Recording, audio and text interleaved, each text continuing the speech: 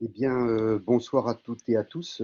En fait, c'est moi qui vous remercie. Je suis réellement honoré de l'invitation que j'ai reçue de partager mon expérience. Alors, l'urologue est médecin et chirurgien, et je vais prendre ma casquette de chirurgien pour donc vous parler de cette expérience de déprogrammation dans dans ce contexte de Covid. Je n'ai pas de lien d'intérêt spécifique concernant ce sujet. Et sans reprendre tout ce brillant exposé sur les conditions et la justification du sujet, en fait, la déprogrammation, c'est justifié par l'injonction des tutelles et aussi un principe de réalité que nous avons tous expérimenté, avec, selon moi, trois nœuds principaux que je vais aborder. Le premier, c'est le choix des déprogrammations. Le deuxième, le suivi des patients déprogrammés. Et enfin, le rattrapage des arriérés. Le choix des déprogrammations pour les urologues, comme pour beaucoup d'autres spécialités chirurgicales, a essayé de s'appuyer sur des données scientifiques pour essayer de construire une modalité aussi objective que possible dans ce travail, avec donc des recommandations pour les différentes surspécialités de l'urologie qui ont été publiées avec une grande homogénéité internationale sur tous ces sujets-là. Pourtant, malgré cette homogénéité, ces recommandations souffrent de très nombreuses insuffisances, et je peux en parler librement puisque je suis co-signataire de ces recommandations, en tout cas pour la cancérologie, avec une solidité des critères qui était particulièrement relative, un choix qui finalement, quand on s'adressait à un individu, n'était pas amélioré par ces documents, et puis l'absence de prise en compte du risque que l'on faisait courir à ces patients de Covid nosocomial dans les suggestions d'intervention ou de report.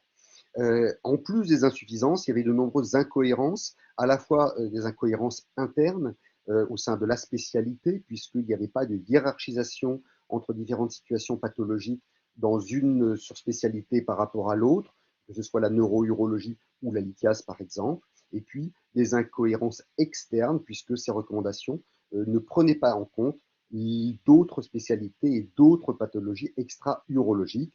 L'indication de cystectomie est tout à fait caricaturale, puisque devant le danger que représente un cancer de vessie, toute société savante ont gardé la cystectomie comme une des interventions à ne pas reporter.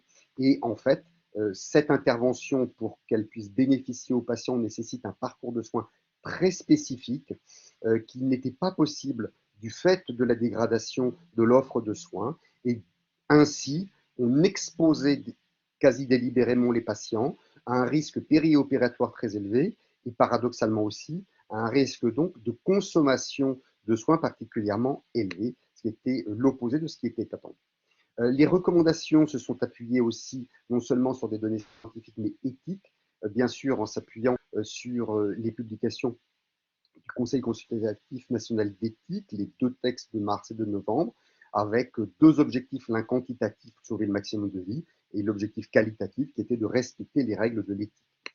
Et pourtant, si on se munit du code de déontologie médicale pour relire ces documents, eh bien, l'objectif quantitatif est particulièrement difficile à atteindre parce qu'il a tendance à privilégier les résultats à court terme sur le moyen et le long terme. Et puis, il est particulièrement difficile d'établir la réalité d'une perte de chance pour un patient et surtout de quantifier et d'apprécier cette perte de chance pour une pathologie par rapport à l'autre. Quant aux objectifs qualitatifs, eh bien, on était en plein conflit effectivement avec le code de déontologie qui nous impose bien sûr le respect de la dignité, de la moralité, alors que les déprogrammations se sont faites très souvent avec un défaut d'information des patients. Ce défaut d'information pouvait être délibéré par protection du chirurgien ou par réflexe paternaliste ou alors simplement par incapacité à communiquer en absence de données. Le conflit était aussi avec le maintien de la dépendance professionnelle, puisque le contexte, vous l'avez bien compris, ne nous a pas permis de maintenir notre indépendance, mais cet article 5 pouvait venir en opposition avec l'article 12 qui faisait injonction aux médecins, qui fait injonction aux médecins, de participer aux règles de santé édictées par les tutelles. Et puis l'article 32, avec lequel on pouvait aussi être en conflit, qui nous impose d'assurer des soins fondés sur des données de la science, et comment faire lorsque l'on est dépourvu de données, comme c'était le cas. Et enfin, nous avons bien sûr l'obligation de ne pas faire courir de risques injustifiés à nos patients. Et qu'avons-nous fait? Eh bien, nous avons justement fait courir un risque individuel aux patients en les déprogrammant, ou alors nous étions en train d'osciller entre le risque d'un Covid nosocomial ou le risque d'une déprogrammation.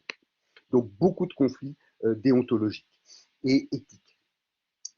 Comment maintenant suivre les patients qui sont déprogrammés ou qui étaient déprogrammés? Eh bien, aucune recommandation n'a été faite à ce sujet. Force est de constater que cela a été dû à l'absence de données scientifiques solides pour appuyer des recommandations.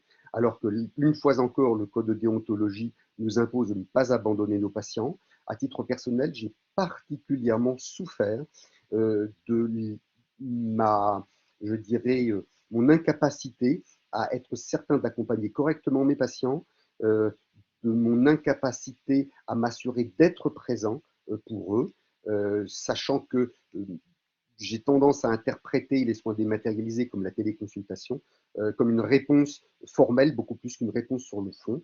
Et je serai particulièrement intéressé par l'expérience que rapportera le docteur Evelyne Renaud-Tessier. Le rattrapage des arriérés, maintenant, doit nécessiter de mesurer l'ampleur de la tâche qui nous attend. Si on se rapporte à la situation en Grande-Bretagne, avec une population qui est à peu près équivalente à celle de la France en nombre, eh bien, les patients qui ont eu un diagnostic d'une pathologie et qui attendent un premier soin pour cette pathologie depuis plus de 52 semaines sont passés d'un peu plus de 1500 à pratiquement 400 000 en un an.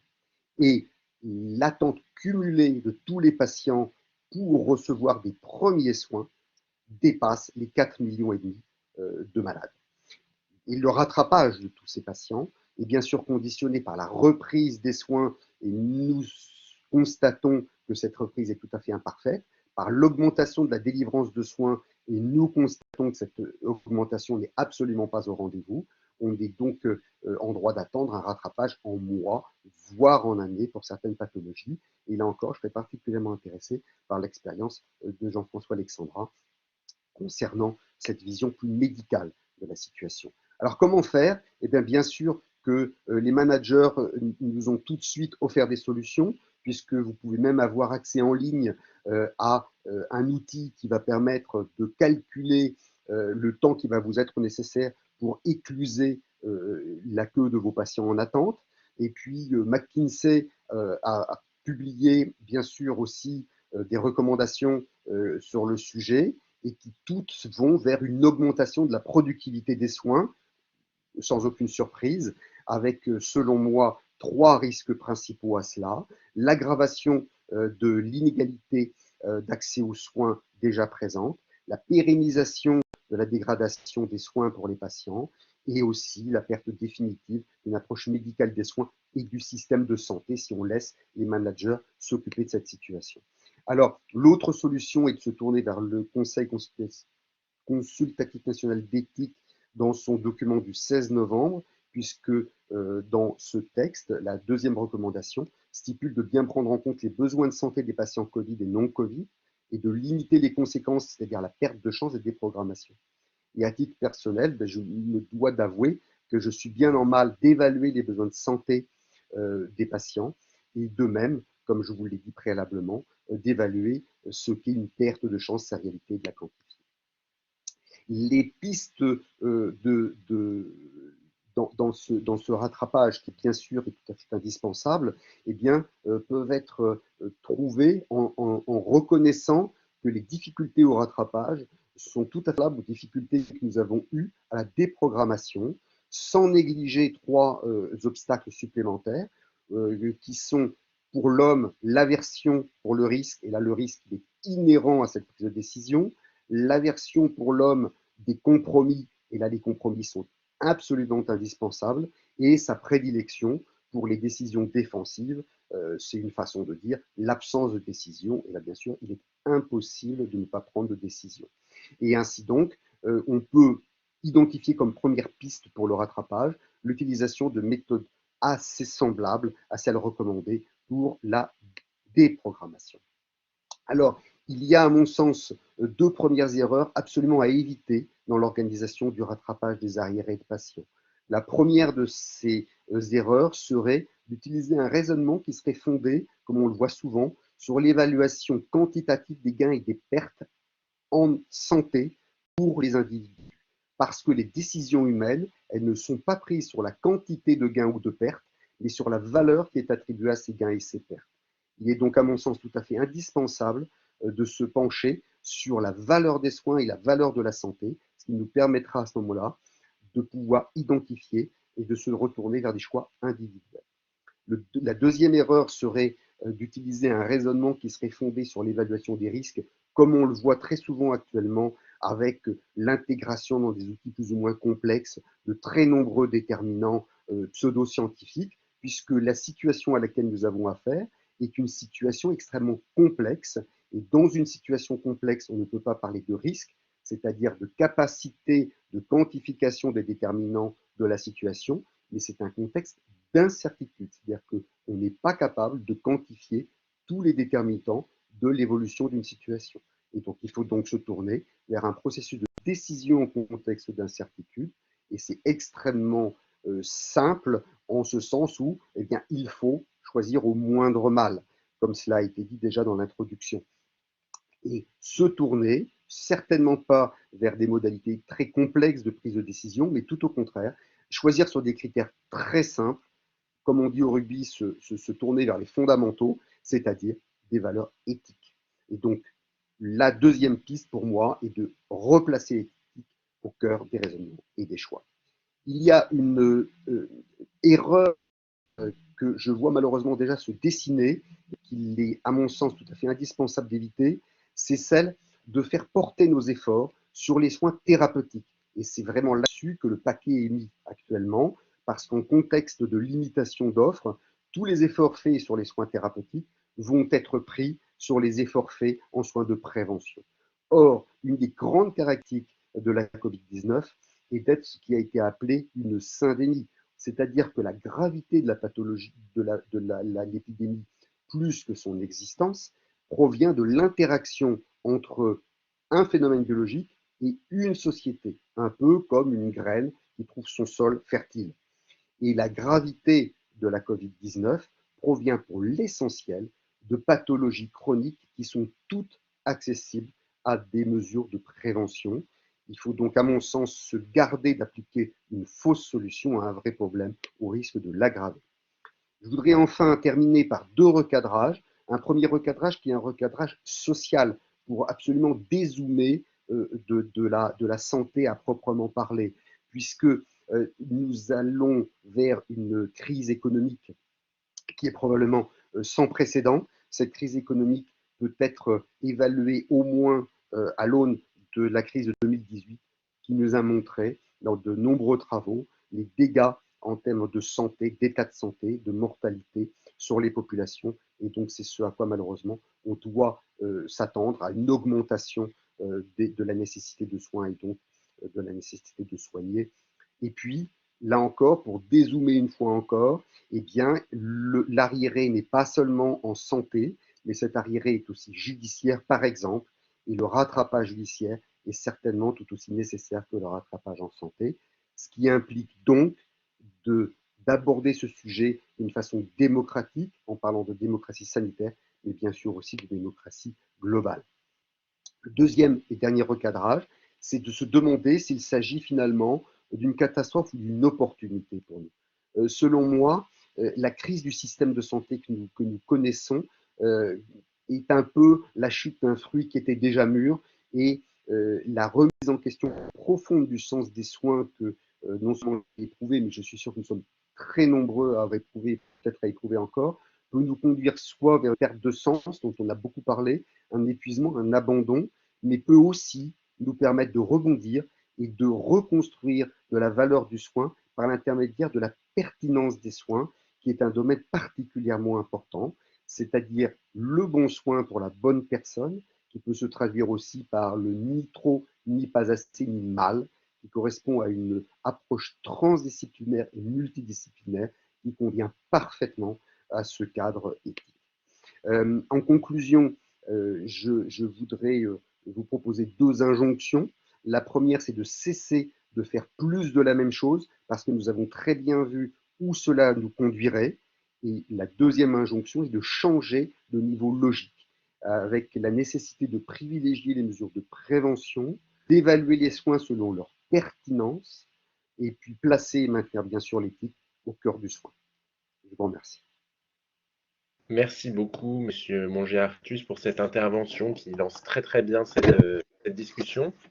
Une intervention précise, hein, qui montre bien à quel point les normes en vigueur, et notamment les normes éthiques, si elles ont pu être des repères, n'ont pas suffi à diriger les actions. Je retiens aussi cette idée que la difficulté à décider était aussi tout à fait liée à une difficulté à évaluer les conséquences des actions. Vous avez parlé de la perte de chance, de la difficulté que l'on a à évaluer, à mesurer en fait une perte de chance. Je retiens, mais parmi tant d'autres points que vous avez abordés, votre insistance sur la prévention et l'écueil que pourrait être le rattrapage de ce que vous appelez les arriérés par un redoublement des efforts thérapeutiques. Donc, mais il y a bien sûr plein d'autres choses que vous avez dites et qui tout ensemble font une très belle introduction à notre webinaire. Je voulais juste vous poser une question de clarification. Quand vous dites que la télémédecine est une réponse de forme et non de fond, qu'est-ce que vous voulez dire exactement pour qu'on sache à peu près et pour qu'on puisse ensuite lancer la discussion sur ce sujet? Alors j'ai passé bien sûr des heures au téléphone parce que travaillant à l'assistance publique, je n'avais pas d'équipement vidéo avec mes patients. Et en fait, c'était la seule façon pour moi de me manifester à eux. Et pourtant, je n'avais absolument aucune certitude que les efforts que je fournissais correspondaient à leurs attentes et pouvaient combler leurs attentes. Et j'ai été particulièrement touché par vraiment cette grande générosité, je pourrais dire, des patients qui étaient tous touchés de mes appels. Et ils étaient presque réconfortants.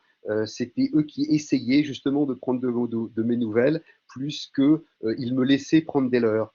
Cela a été aussi particulièrement marquant lorsque les patients sont revenus et finalement s'inquiétaient de mon état de santé. On avait totalement renversé la situation. Donc pour répondre plus précisément à ce que vous dites, pour moi, la télémédecine, je suis certain qu'elle me permet d'approcher le patient de façon effectivement dématérialisée, mais je ne suis pas certain de répondre, je dirais, aussi correctement en présentiel aux attentes de mes patients. Merci beaucoup.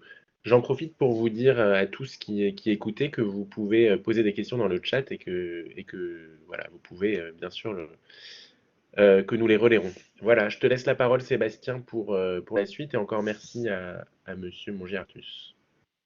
Alors, à présent, nous allons écouter Pascal Jacob, qui est président de l'association Handidactique et qui a fondé Handifaction, qui est un baromètre qui permet de s'assurer de la qualité de l'accès aux soins des personnes en situation de handicap. Et je vais le laisser présenter sa solution. Il va évoquer notamment la question de l'accompagnement des personnes dans l'accès aux soins et la question du handicap psychique.